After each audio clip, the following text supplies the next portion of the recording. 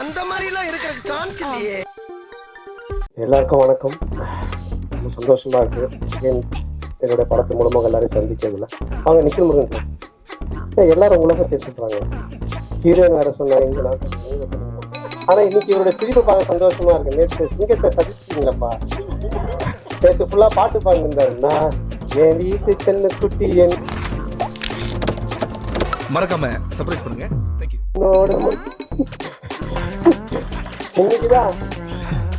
இன்னைக்குதான் விபத்தெல்லாம் வச்சுக்கிட்டு சாந்தமா ஓம் நமசிவாய எல்லாரும் நல்லா இருக்குன்னு வந்திருக்காரு. சந்தோஷம். நேற்று ஃபுல்லா ஆமா வெட்டிங் டே 29வது கல்யாணம். அதுக்கெல்லாம் ஒரு தடவை கை தறிடுவோம். ஆனா நேற்று எல்லாரும் சரி செஞ்சுட்டீங்க.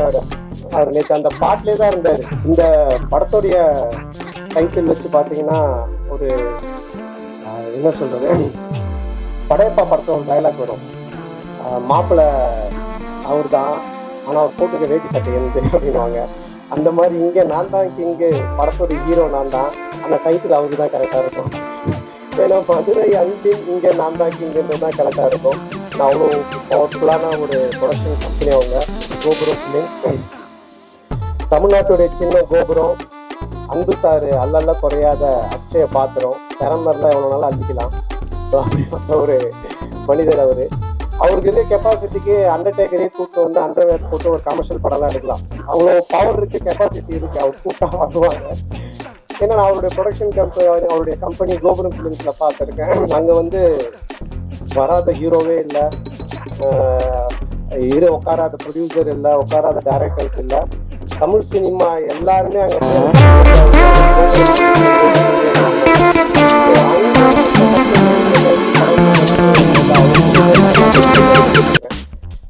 ஆக்சுவலா நான் வந்து காசு கேட்டுதான் போனேன். அவருக்கு அன்பு சார் எனக்கு கொஞ்சம் காசு வேணும் அப்படின்னு சொல்லி கேட்டு போனேன். சபாபதிக்கு அப்புறம் நாங்க பழக ஆரம்பிச்சோம். சபாபதிக்கு முன்னாடி டிஸ்கஸ் பண்றது எங்களோட பழக்கம்.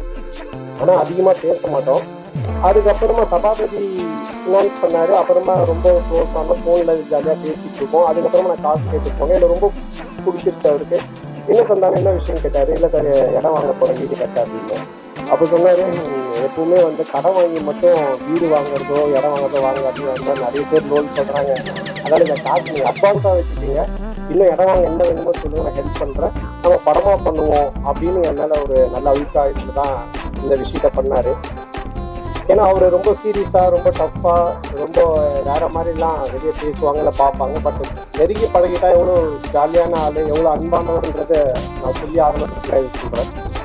அது மட்டும் இல்லை, ஃபோனில் பேசினாலே ஜாலியாக தான் பேசுவார். நான் அடிக்கடி ஈஷாக்கு தான் போவேன். சிவராத்திரி அது இதுன்னு போவேன். ஃபோன் பண்ணாலே கேட்பேன், சொன்னா எங்கே இருக்க அப்படின்னு. சார் ஈஷாவில் இருக்கேன் சார், வரும்போது எனக்கு வாங்கிட்டு வா அப்படின்னு. என்ன சார் ருத்ராட்சமா விபூதியானவன் அதெல்லாம் யாருக்கு வேணும், அமௌண்ட் என்ன வாங்கிட்டு வா அப்படின்னு. சார் ஆன்மீகத்தில் போய் நம்பி சார் அமௌண்ட் வாங்கிட்டு. இந்த மாதிரி ஏதாச்சும் உனக்கு இதெல்லாம் பேசிட்டு தான் இருக்கும் ஃபோன் பண்ணா. அப்போ அவரு இது மாதிரி கதை கேட்க ஆரம்பிச்சாரு. நான் கேட்பேன், சார் சார் நீ கதை கேட்டு எப்படி இருந்துச்சுன்னு. அது ஏன் கேட்கறது இருந்தாலும் ஃபர்ஸ்ட் ஸ்டாப் கேட்டுகிட்டே இருந்தேன். ஒருத்தர் ஃபோன் பண்ணான், வட்டி தரவே இல்லை. அவ்வளோதான். அதுக்கப்புறம் கதை கேட்டால் சிரிக்க வர மாட்டேது, வெறுப்பாக இருக்கு. சார் இப்படியே எல்லாரும் ஃபோன் பண்ணி கதை கேட்கும் போதெல்லாம் வட்டி பிரச்சனை வருது. அதுக்கு மேலே அது சிரிக்க வர மாட்டேங்குது. அவன் கொடுக்க மாட்டான்னு சொல்லிட்டாங்க. எனக்கு ரொம்ப டென்ஷன் ஆகி போச்சு. இவன் காமெடி சொல்லிட்டு எப்படி சிரிக்கிறது அப்படின்னாரு. அப்புறம் அப்படி இப்படின்னு சொல்லிட்டு ஒரு கதையை கேட்டு அந்த கதையை பண்ணலாம் அப்படின்னாரு. நானும் கேட்க ரொம்ப நல்லா இருந்துச்சு சார், சூப்பர் சார், பண்ணலாம் சார் அப்படின்னு சொன்னேன். அதுக்கப்புறம் அவரு எப்பவுமே டென்ஷனாக தான் இருப்பார். எனக்கு தெரிஞ்சு இங்கே தான் இவ்வளோ நேரம் உட்காந்துருக்காரு. அவர் வரைக்கும் உட்காந்து ஒரு இடத்துல இவ்வளோ இதுவாக நான் பார்த்ததே கிடையாது. ஏன்னா எங்க இருந்தோனாலும் ஃபோன் வரும். பெரிய படங்கள்லேருந்து சின்ன படங்கள்லேருந்து எல்லா இடத்துல இருந்தும் காசுக்கு கொடுக்கறது வாங்குறது அதுன்னு போயிட்டே இருக்கும். ரொம்ப டென்ஷனாக தான் இருப்பார். ஏன்னா இந்த ஃபினான்ஸ், இந்த வட்டி தொழில் அப்படின்றதே ஒரு பயங்கரமான ஒரு டென்ஷனான வேலை. ஆனால் ஒரு நாள் மட்டும் ரொம்ப ஜாலியாக இருந்தார், ரொம்ப சிரிச்சிட்டு சந்தோஷமா இருந்தார். அப்போ நான் அவர்கிட்ட கேட்டேன், இல்லை சார் எப்பவுமே டென்ஷனாக இருக்கீங்க, நீங்கள் ரொம்ப சந்தோஷமா இருக்கிறீங்களே, மொத்த வட்டியும் வந்துருச்சா என்னன்னு கேட்டேன். இல்லை என்ன சார் சந்தோஷம், இந்த மாதிரி எனக்கு பேரன் பிறந்திருக்கான், என் பொண்ணுக்கு பையன் பிறந்திருக்கான் அப்படின்னாரு. பயங்கர ஹாப்பியாக இருந்தார். அப்போ எனக்கு ரொம்ப நாளாக ஒரு சந்தேகம் இருந்துச்சு. இதை யாருக்காவது கேட்கணும்னு நினச்சிட்டு இவர்கிட்ட கேட்போன்னு கேட்டேன். சார் பொதுவாக கல்யாணம் ஆகி நமக்கு ஒரு பையனோ பொண்ணோ பிறந்தா அதை விட சந்தோஷம் அவங்களுக்கு ஒரு பையனோ பொண்ணோ ஒரு பேரனோ பேச்சோ பிறந்தா நம்ம சந்தோஷப்படுறோம். அது ஏன் சார்ன்னு கேட்டேன். அப்போ அவர் ஆன்சர் ஒன்று சொன்னார், சந்தானம் எப்பவுமே அசலை விட வட்டியில தான் அதிகம் அப்படின்னு.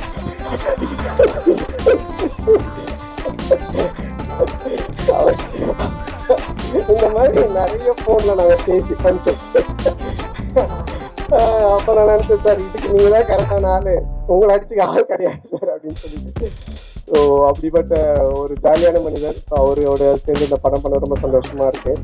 ஏன்னா படம் பண்ணும்போது அவர் சொன்னாரு, தேட்டருக்கு வர ஜனங்க படத்தை பார்த்து சிரிச்சுட்டு போன சந்தானம், காசு பணம் முக்கியம் இல்லை, அது நம்ம சம்பாதிச்சிக்கலாம் அப்படின்ட்டு ஒரு ப்ரொடியூசரா இல்லாம ஒரு ஃபினான்ஷியலா இல்லாம ஒரு தேட்டர் ஓனரா இந்த படத்தை எடுத்திருக்காரு. ஆடியன்ஸ் தேட்டருக்கு வரவும் சிரிக்கணும் ரசிக்கணும் அப்படின்னு சொல்லிட்டு. அதே மாதிரி இந்த படமும் நல்லா வந்திருக்கு. இந்த படத்தை எடுக்கிற பொறுப்பை அவருடைய டாக்டர் சுஷ்மிதா அவங்ககிட்ட கொடுத்துருக்காரு. அவங்களுக்கு என்னுடைய வாழ்த்துக்கள்.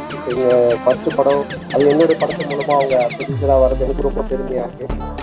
பொதுவா நிறைய பொண்ணுங்க பாத்தீங்கன்னா ஆன்லைன்ல கண்டதையும் ஆர்டர் பண்ணி அப்பா காசை கறியாகிற பொண்ணுங்க இருப்பாங்க.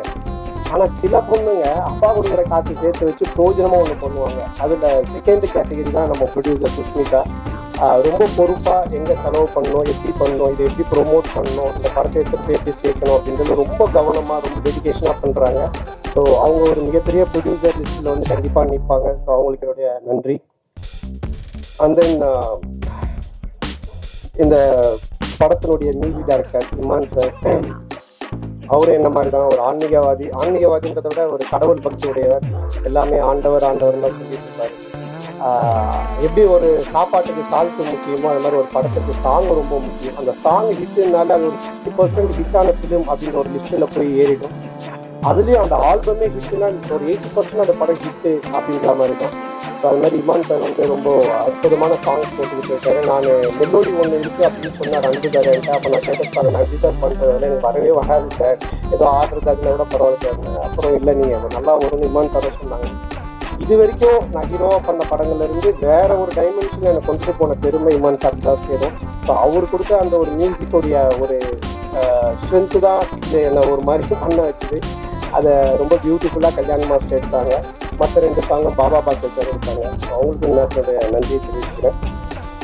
அதுக்கப்புறம் இந்த படத்தினுடைய ரைட்டர், காஸ்டியூம் பார்த்தாலே உங்களுக்கு தெரியும், இது கச்சேரி கிடைக்காத கசல் சிங்கர் மாதிரி. அதாவது அவர் ரைட்டர் தெரியணுன்றதுக்காக இதை எடுத்து தச்சு போட்டுக்கிட்டு அவர் பேசிட்டே இருக்கும்போது அன்பு சார் சொன்னார், ரொம்ப லென்த்தாக போகுது, ஜிப்பா பிடிச்சி இதே சந்தானம் அப்படின்னாரு. இல்லை சார் முடிச்சுட்டு இல்லை இவர் பேசுகிற காமெடி மாதிரி படம் இருக்குன்னு நினச்சிட போகிறாங்கன்னாரு. இல்லை ஆடியன்ஸ் இருப்பாங்க. ஸோ அவர் எப்படி இந்த அவெஞ்சர்ஸ் படத்தில் கார் சுற்றியோடவே சுற்றுவார், அது மாதிரி ஒரு பெட்டியோடவே தான் சுற்றுவார். ஆனால் நீங்கள் பெட்டி மிஸ்ஸிங் எங்க சார் இங்கே வண்டியில் இருக்கா, அதுலேருந்து தான் அந்த பஞ்சர் எல்லாத்தையும் எடுப்பாரு. நல்ல ரைட்டர். என்னன்னா அவர் பார்க்காத தமிழ் சினிமாக்களே கிடையாது, அவ்வளோ படங்களை பார்த்துருக்காரு. ரொம்ப நல்ல ஒரு கதையை, அற்புதமான கதையை இதில் கொடுத்துருக்காரு. அதுக்கு director Anand, India Pakistan director. அநேகமாக அடுத்தது உக்ரைன் ரஷ்யான்னு எடுப்பாருன்னு நினைக்கிறேன். அதுக்குள்ளே நாங்கள் ஒரு ஃபேமிலி சப்ஜெக்ட் பண்ணுங்க சொல்லி கூப்பிட்டு வந்திருக்கோம்.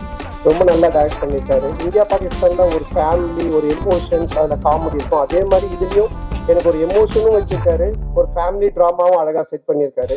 அப்புறம் டிஓபியோட பிரதர் ஓம், அண்ணன் தம்பியும் சேர்ந்து அவ்வளோ அற்புதமாக சினிமா ஃபோட்டோகிராஃபி பண்ணியிருக்காங்க. ஸோ அவருக்கு என்னுடைய வாழ்த்துக்கள். அதுக்கப்புறம் ஆல் டெக்னீஷியன்ஸ், இதில் நடித்த இதில் பண்ண டான்ஸ் மாஸ்டர், ஃபைட் மாஸ்டர், எல்லா technicians, writers, lyric writers, editor எல்லாருக்குமே சேர்த்து மொத்தமாக என்னுடைய நன்றியை தெரிவிச்சுக்கிறேன். ஏன்னா ஆல்ரெடி ரொம்ப லென்த்தாக போயிட்டுருக்கு. அதுக்கப்புறம் இந்த படத்தினுடைய கேரக்டர் பண்ணியிருக்க தந்திராமையா சார். தந்திராமையா சார் மாதிரி ஒரு இன்டெலிஜென்ட்டான காமெடி நீங்கள் பார்க்கவே முடியாது. நான் ஒரு குறிப்பிட்ட சில காமெடியன்ஸ் மட்டும் தான் சொல்லுவேன். ரொம்ப புக்ஸ் படிப்பாங்க, ரொம்ப இன்டெலிஜென்ட்டாக இருப்பாங்க, அவங்களுக்கு எல்லாமே தெரியும். ஆனால் படத்தில் ஒன்று கோமாளித்தனமாக ஒன்று பண்ணுவாங்க. ஸோ அந்த மாதிரி தந்திராமையா சார் வெரி இன்டெலிஜென்ட். அவர் நிறைய படிச்சிருக்காரு, நிறைய விஷயங்கள் தெரியும். அவரோட சேர்ந்து பேசும்போது அந்த ஷேர் பண்ணும்போது எனக்கு ஆச்சரியமா இருக்கு, ஏன்னா இவ்வளோ பேசுகிறேன் இதெல்லாம் தெரியுதுங்க அப்படின்னும்போது சொல்லுவார். ஸோ இந்த படத்தில் எனக்கு ஒரு மாமனார் கொடுமை, மாமியார் கொடுமை பார்த்துருக்கீங்க, அது மாதிரி ஒரு மாமனார் கொடுமையில் மாட்டிக்கிற ஒரு மாப்பிள்ளை கேரக்டர் நான். ஹரிச்சந்திரனுக்கு ஹார்ட் அட்டாக் வர அளவுக்கு போய் சொல்லுவார் இந்த படத்துல. ஸோ அந்த மாதிரி ஒரு கேரக்டர் டிசைன் பண்ணி அவர் கொடுத்துருக்காங்க. அது ரொம்ப அழகாகவும் பண்ணியிருக்காரு. ஸோ இந்த படத்துல ஒரு என்ன சொல்றது, ஒரு பயங்கரமான காமெடியை தூக்கி ட்ராவல் பண்ணியிருக்காரு. இனிமே இப்படிதானுக்கு அப்புறம் எனக்கே ஒரு இது இருந்துச்சு, எனக்கும் ஒரு தம்பி சாருக்கும் ஒரு நல்ல காம்போ இனிமே அந்த மாதிரி ஒன்று ஒர்க் பண்ணணும்ட்டு. அது ஆனந்த் இந்த படத்தில் ரைட்டர் சேர்ந்து எனக்கு அழகாக செட் பண்ணி கொடுத்தாங்க. அது நல்லா காமெடியும் ஒர்க் ஆகிருக்கு. ஸோ அவருக்கு என்னுடைய நன்றி தெரிவிச்சுங்க. அப்புறம் மச்சான் கேரக்டர் பாலான்னு ஒரு இரிட்டேட்டிங்கான மச்சான், வீட்டு எப்படா அவன் போவான்ற மாதிரி ஒரு கேரக்டர். அதுக்கப்புறமா ஹீரோயின் நம்ம சேலத்து பொண்ணு, அவங்க ஃபர்ஸ்ட் ஸ்டார்டிங்ல எனக்கு தெரியாது, ஏதோ பாம்பேல இருந்தால் கூட்டு வந்துருக்காங்கன்னு நினச்சி நான் சரியா பேசாதனால இங்கிலீஷில் பேசிட்டு இருந்தேன். அப்புறம் தான் அவங்க சொன்னாங்க, சார் நான் சேலம் சார், நம்ம சேலத்து பொண்ணு சார்னாங்க. அவங்க ரொம்ப அற்புதமாக நடிச்சிருக்காங்க. ஸோ மாமனார் மச்சான், அப்புறம் ஒரு ஒரு ஒரு ஒரு அழகான அதே டைமில் ஒரு குட்டி குட்டியான விஷயங்கள் பண்ணக்கூடிய ஒரு மனைவி கேரக்டரு. அதுக்கப்புறமா மேனேஜராக விவேக் பிரசன்னா பண்ணியிருக்காரு. ஸோ இவங்க எல்லாருமே அதில் இருக்காங்க. அதுக்கப்புறம் என்னோட படம்னாலே ஒரு ஃபேமிலி காம்போ பேக்குன்னுவாங்க. இந்த பர்கர் பீஸாலாம் வாங்கினா கூல் ட்ரிங்க்ஸு ஃப்ரெஞ்சு ஃப்ரைஸ் இதெல்லாம் தருவாங்க ஃப்ரீயாக. அந்த மாதிரி என்னுடைய படம் அப்படின்னு சொன்னாலே மாறன், சேசு, கூல் சுரேஷ், முனிஷ்காந்த் இப்படி எல்லாருமே இருப்பாங்க. ஆண்டனி, மனோபாலா எல்லாருமே. ஸோ அவங்க எல்லாருமே இதில் இருக்காங்க. அவங்களுக்கும் சரியான ஒரு கேரக்டர் எழுதி காமெடி பண்ணியிருக்காங்க. அப்புறம் கூல் சுரேஷ், யார் அவங்க தடுக்கிற வளர்ச்சிய, அது யாருங்க? நான் 2 பேர் அவனை விட்டுருங்க, நீங்கள் தடுக்க சொந்தமாக கட்சியெல்லாம் ஆரம்பிச்சுட்டான். அவனை ஃப்ரீயாக விட்டாலே அப்படி இருப்பான். நீங்கள் தடுக்க தான் அதை நான் ஒன்று பண்ணிட்டு இருவான். ஸோ அவன் என்னோட படங்கள் எல்லாத்துலேயுமே இருப்பான், என்னோட நண்பன். ஸோ இதுலேயும் நல்லா பண்ணியிருக்கான். அதுக்கப்புறமா கட்ட குஸ்தி டைரக்டர் செல்லா, அவருக்கும் இந்த நேரத்தினுடைய மனமார்ந்த நன்றி. ஒரு ஹிட் படம் கொடுத்துட்டு, காமெடிஸான படம் கொடுத்துட்டு, இதுலேயும் டிஸ்கஷனில் உட்காந்து நிறைய காமெடி சீன்ஸ்லாம் ஒர்க் அவுட் பண்ணி கொடுத்தாரு.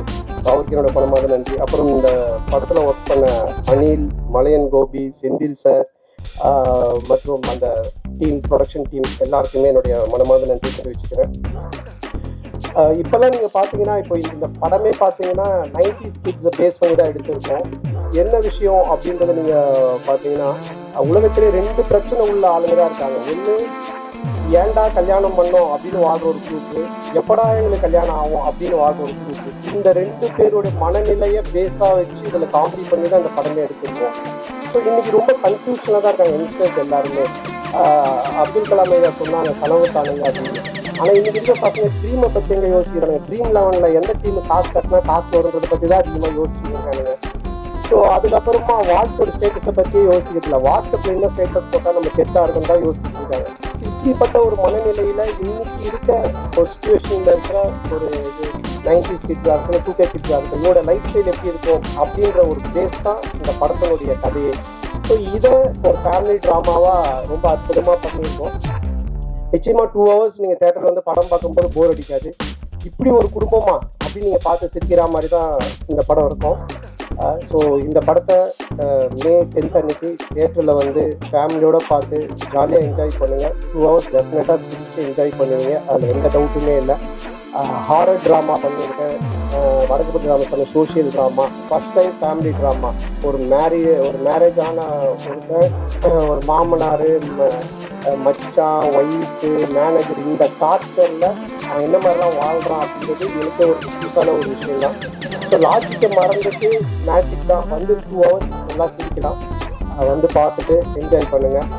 அப்புறம் இந்த எல்லா படத்துக்கும் எனக்கு தொடர்ந்து சப்போர்ட் பண்ணிட்டு இருக்கிற பத்திரிகை ஊடக நண்பர்கள் மற்றும் என் உயிரினும் மேலான என் அன்பு சொந்தங்களாகிய ரசிகர் மன்றங்கள் வச்சிருக்க அனைவருக்கும், NKS முருகன் அவர்களுக்கும் இந்த நேரத்தோட மனமார்ந்த நன்றி. மற்றும் என்னோட டீம் முருகன், ஆனந்த், சேது, குணாமாம்ஸ், விஜய், சுந்தர், ரமேஷ், ராஜ், பரத், கிஷோர், அப்புறம் என்னுடைய makeup artist Khushi, and hair stylist Gagan, and Mahesh, Ilango, Bharath, Ashok, Anand, Vasanna எல்லாருக்கும் இந்த நேரத்தோட மனமார்ந்த நன்றி தெரிவிச்சுக்கிறேன். ரொம்ப நன்றி. தேங்க்யூ. தேங்க்ஸ்.